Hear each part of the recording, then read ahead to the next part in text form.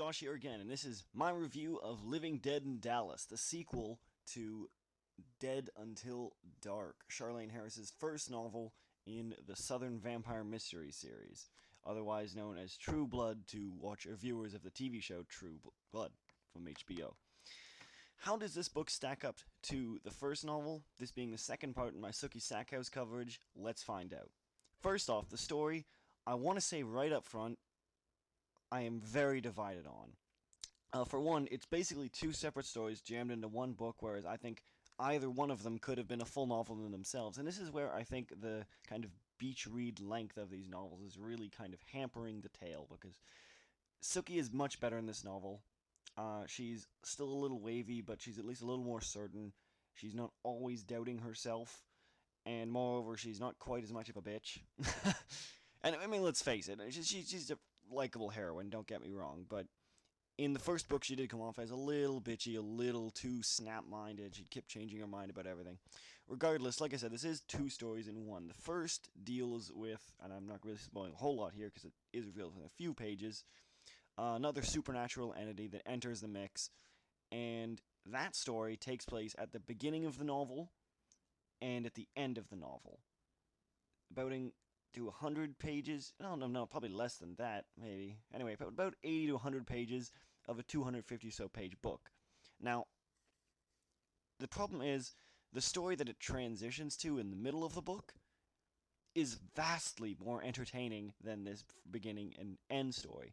It could have been good, the beginning and end story that is, but it just doesn't have enough time to flesh itself out, and by the time you get back to it at the end, you don't care, because you want to see more of the middle story, which, because it's so good, you're disappointed to see it leave, and you just, like I said, you don't really give a crap about this other supernatural entity. Now, I will say that I do think the idea of the first and end is really good. And particularly, I loved them introducing this whole element of kind of religious fervor against the vampiric culture in the middle portion of the novel. Absolutely fantastic. Very fascinating.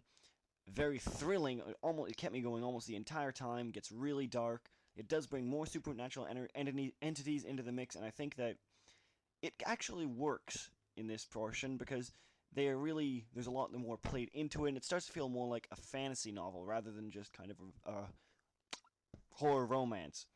And while there's nothing wrong with kind of that type of romance, I think this is much better suited to this type of series, and it's nice to see it take a little initiative and get out there.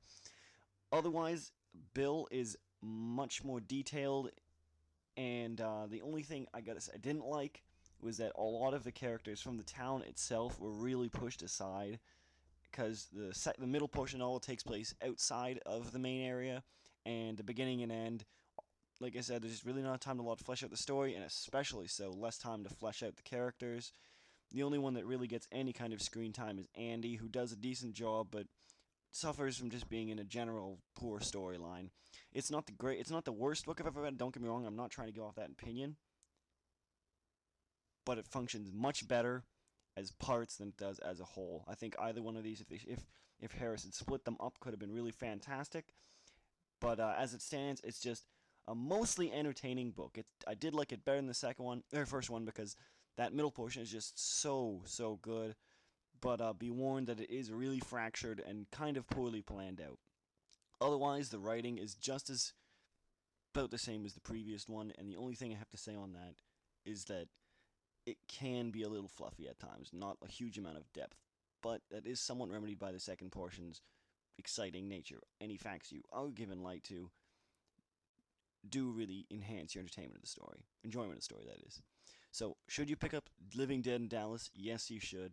If you're following the series, it's a worthy sequel, despite some issues.